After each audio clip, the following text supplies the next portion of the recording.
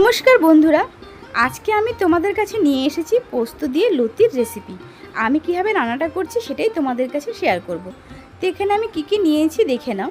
এখানে আমি লতিটাই কিন্তু ভালো করে ধুয়ে একটু লবণ দিয়ে সেদ্ধ করে নিয়েছিলাম। আর এখানে আমি পোস্তটাকে বেটে নিয়েছি। তো অল্প ঝালের জন্য এখানে আমি লঙ্কাটাকেও বেটে নিয়েছি।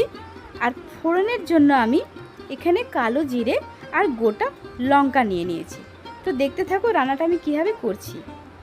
তো আমি গ্যাসে কড়াই বসিয়ে দিয়েছি, কড়াইতে সরষের তেল দিয়ে দিয়েছি।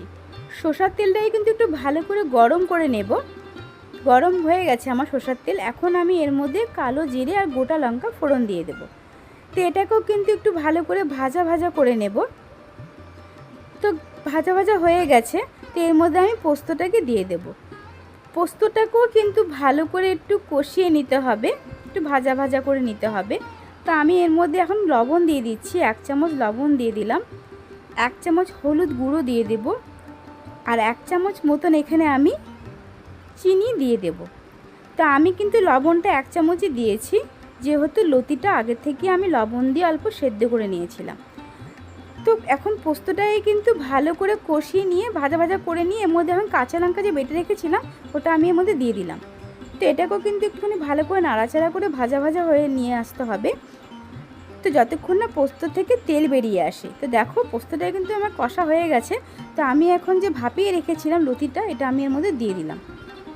তো লতিটাকেও কিন্তু এখন একটু ভালো করে ভাজা ভাজা করে নেব। লতিটাকে ততক্ষণই ভাজবো যতক্ষণ না লতিটার রঙটা চেঞ্জ হয়ে আসে। তো লতির রঙটা কিন্তু একটু লালচে হয়ে আসবে।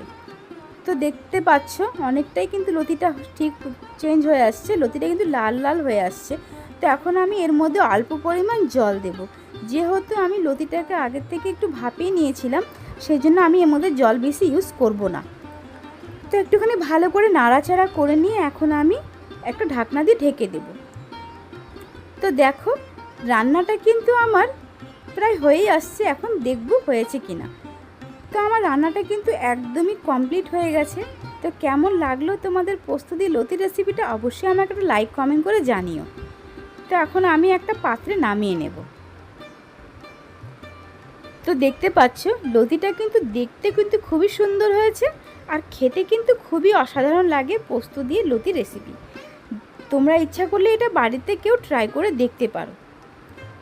তো আমি এর মধ্যে এখন 1 চামচ তেলও দিয়ে দিব। সরষের তেল দিলে তো জানোই পোস্ত হোক বা সরষা হোক যে কোনো রান্নার স্বাদই বদলে যায়। তো আবার কোনো নতুন ভিডিও নিয়ে খুব তাড়াতাড়ি তোমাদের কাছে চলে আসবো। ততক্ষণের জন্য টাটা, বাই বাই, ভালো থেকো তোমরা।